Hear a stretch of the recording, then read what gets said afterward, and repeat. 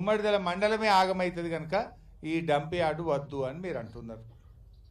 నిజానికి గతంలో కూడా మీరందరూ కూడా అప్పుడు నా దృష్టికి మైపాల్ రెడ్డి అప్పుడు ఎమ్మెల్యే గారు కావచ్చు, మీ ఇక్కడ ఉండే మా గోవర్ధన్ రెడ్డి సీనియర్ నాయకులు కావచ్చు, మాజీ సర్పంచ్ నరసింహారెడ్డి గారు కావచ్చు, వీళ్ళందరూ వచ్చి ఇక్కడ వద్దని నాకు చెప్తే అప్పుడు నేను ప్రభుత్వంలో మాట్లాడి దీని పనులను ఆపించి అది ఇక్కడ జరగకుండా మేము చేసినాం.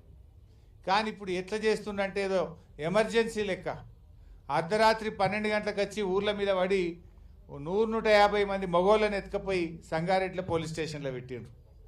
ఒకటేసారి దొంగలు ఊరి మీద పడ్డట్టు 1000 మంది పోలీసు వాళ్ళు, 400-500 టిప్పర్లు రాత్రికి రాత్రి పనులు చేసి ఈ మొత్తానికి ఈ డంప్ యార్డును పెట్టేటువంటి ఒక కుట్రను ఈ కాంగ్రెస్ ప్రభుత్వం చేస్తూ ఉంది. మీరు ఎక్కడైనా ఊర్లు లేని కాడ, ప్రజలు లేని కాడ, ఎవరికి ఇబ్బంది లేని కాడ పెట్టాలి. ఇక్కడే మీరు ప్రజల్ని అడగలే, ప్రజల అభిప్రాయం తీసుకోలే. ఏమనంటే 2008లో రాజశేఖర రెడ్డి గారు ఉండగానే పెట్టినాం, అది అప్పటిదే 2008కేలు ఉన్నది అని చెప్పి కొత్త కథలు చెప్తున్నారు. ఇది ఎప్పటిదా అప్పటిదా, ఎవరు పెట్టినరు ఎందుకు పెట్టినరో కాదు, ప్రజల అభిప్రాయాలు కనుక్కోండి. గుమ్మడిదల రైతులు అంటే ఆదర్శవంతమైన రైతులు, బంగారం లాంటి పంటలు పండించే రైతులు సంగారెడ్డి జిల్లాలో గుమ్మడిదల రైతులు. ఇక్కడ కూరగాయలు కానీ, పండ్లు కానీ, పాలు కానీ ఇక్కడ అద్భుతంగా మంచి పంటలు తీసేటువంటి రైతులు ఉన్నారు. 6 కాలం కష్టపడే మంచి రైతులు ఉన్నారు. ఇవాళ ఈ రైతులందరూ ఏం కోరుకుంటున్నారంటే మా నెత్తిన ఈ డంప్ యార్డు పెట్టకండి, మా ప్రజల్ని బతకనియండి అని చెప్పి ఇక్కడ ప్రజలు కోరుకుంటా ఉన్నారు. అందువల్ల మేము ప్రభుత్వాన్ని డిమాండ్ చేస్తున్నాం, తక్షణమే ఈ డంప్ యార్డును రద్దు చేయండి. ఇంకెక్కడన్నా దూర ప్రాంతంలో ప్రజలకు ఇబ్బంది లేని చోట ఈ డంప్ యార్డును ఏర్పాటు చేయాల్సిన అవసరం ఉంది. రేవంత్ రెడ్డి వచ్చిన తర్వాత లగచర్ల చూసినాం, మొత్తం పోలీసు వాళ్ళని పెట్టి భూములు గుంజుకొని గిరిజన రైతులను జైళ్ళల్లో పెట్టి బలవంతంగా భూములు గుంజుకునే ప్రయత్నం చేసిండు. ఇప్పుడే మాణిక్యరావు గారు చెప్పినట్టు పచ్చటి పొలాలు ఉన్నటువంటి నేల్కల్లో అక్కడ కూడా ఫార్మాసిటీ పెట్టమని చెప్పి భూములు గుంజుకునే ప్రయత్నం చేస్తున్నారు. ఇవాళ మా గుమ్మడిదల మీద పడ్డారు. అయ్యా రేవంత్ రెడ్డి గారు, మా గుమ్మడిదలను మరో లగచర్ల చేయకండి, మా రైతులు ఎట్టి పరిస్థితుల్లో ఒప్పుకునే పరిస్థితులు లేరు. ఇప్పటికే 10 రోజుల నుంచి వివిధ రూపాల్లో ధర్నాలు చేస్తుండ్రు. అక్కడ పారానగర్లో చేస్తుండ్రు, ఇక్కడ గుమ్మడిదలలో కూడా ధర్నాలు చేస్తున్నారు. ఎందుకోసం చేస్తున్నారు? ఇదంతా రేపు మా పిల్లల భవిష్యత్తు దెబ్బతింటుంది, మా ఆరోగ్యాలు దెబ్బతింటాయి, మా పంటలు దెబ్బతింటాయి, మా భూములు దెబ్బతింటాయి, మా చెరువులు దెబ్బతింటాయి, మా భూములు దెబ్బతింటాయి, మేము ఆగమైపోతామని చెప్పి ఇలా వద్దంటా ఉన్నారు. నువ్వు ఆలోచించి వెంటనే ఈ నిర్ణయాన్ని వెనక్కి తీసుకోవాలి. ఏంది పోలీసు వాళ్ళు ఏంది ఇందిరమ్మ రాజ్యం అంటావు. వెనకట ఇందిరమ్మ ఎమర్జెన్సీ పెట్టిందట, ఇప్పుడు కూడా ఒక ఎమర్జెన్సీని తలపించే విధంగా ఉన్నది గుమ్మడిదల. 1000 పోలీసు వాళ్ళ, 2,000 పోలీసు వాళ్ళ, ఊళ్ళే మంది ఎంత ఉన్నారో పోలీసు వాళ్ళకి అంతమంది పెట్టిండ్రు. ఏం పద్ధతి ఇది?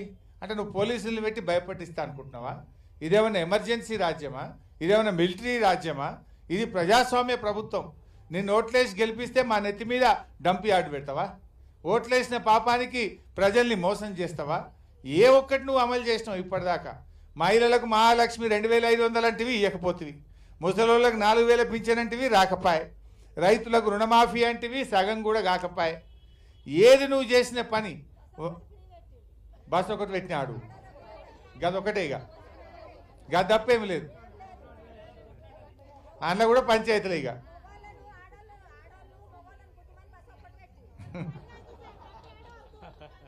సో ఈ రకంగా ప్రజల్ని ఇబ్బంది పెడుతున్నావు. సో ఇప్పటికైనా మా గుమ్మడిదల అక్కా చెల్లెళ్ళు, అన్నదమ్ముళ్ళు, మా రైతుల అభిప్రాయాలను గుర్తుపెట్టుకొని తక్షణమే ఈ డంప్ యార్డ్ను ప్రజలకు ఇబ్బంది లేని చోట, గ్రామాలు లేనటువంటి చోట, రైతులకు ఇబ్బంది లేని చోట పెట్టాలి తప్ప ఇక్కడ ఈ గుమ్మడిదలలో పారానగర్లో పెట్టొద్దని ప్రభుత్వాన్ని మేము కోరుతా ఉన్నాం.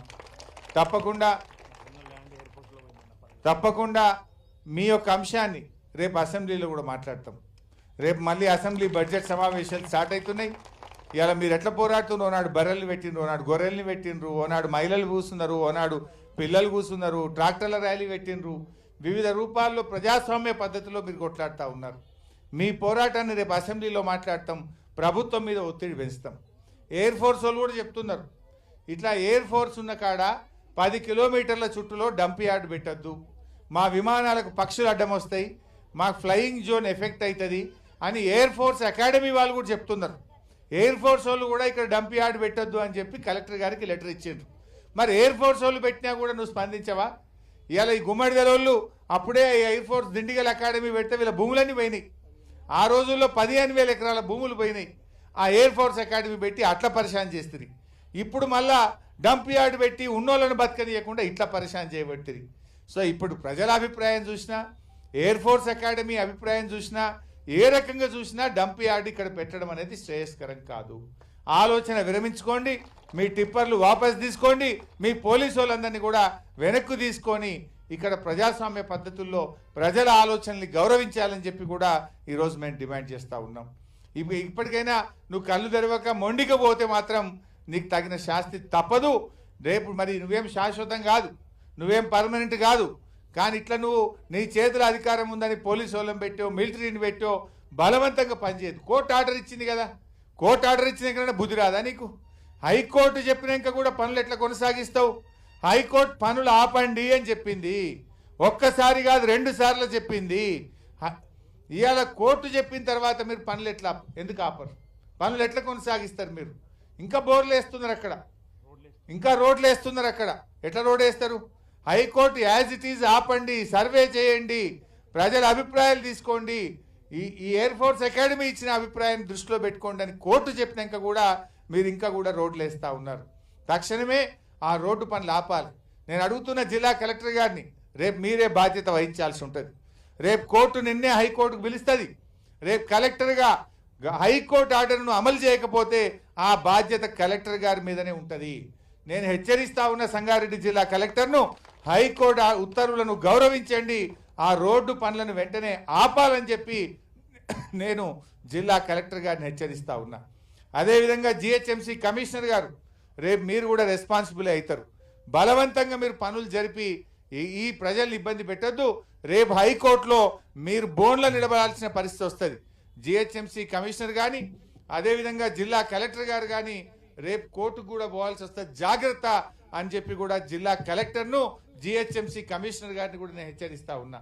కోర్టు ఉత్తర్వులను గౌరవించండి, దయచేసి రోడ్డు పనులు ఆపండి, ఇక్కడున్న టిప్పర్లను పోలీసు వాళ్ళందరినీ కూడా వెనక్కు తీసుకొని పోవాలని చెప్పి కూడా నేను ఈ సందర్భంగా కోరుతా ఉన్నా. ఈ రకంగా మీరు ఇంకా ఇబ్బంది పెట్టే పని చేయకండి. ఇవాళ మహిళలు, ఇంతమంది మహిళలు ఎవరో చెప్తానో, రాజకీయ పార్టీ చెప్తానో వస్తే ధర్నా చేసిన వాళ్ళు కాదు. స్వచ్ఛందంగా ఈ మహిళలందరూ కూడా తమ భవిష్యత్తు కోసం, తమ పిల్లల భవిష్యత్తు కోసం మాకు ఈ డంప్ యార్డ్ వద్దని చెప్పి కొట్లాడుతూ ఉన్నారు. ఇది రాజకీయాలతో ముడిపెట్టే పరిస్థితి కాదు. నిజాయితీగా మహిళలు, అన్ని వర్గాల ప్రజలు, అన్ని పార్టీల రైతులు అందరూ కలిసి ఈ డంప్ యార్డ్ మాకు వద్దని మాట్లాడుతున్నప్పుడు ప్రభుత్వం దిగి రావాలి, ఈ డంప్ యార్డ్ పనులు నిలిపివేయాలని చెప్పి నేను రేవంత్ రెడ్డిని డిమాండ్ చేస్తున్నా. తప్పకుండా మీకోసం ఇవాళ 4 ఎమ్మెల్యేలు వచ్చినాం, రేపు అసెంబ్లీలో కూడా మీకోసం కొట్లాడతాం, మీ పక్షాన నిలబడతామని చెప్పి మనవి చేస్తూ జై తెలంగాణ.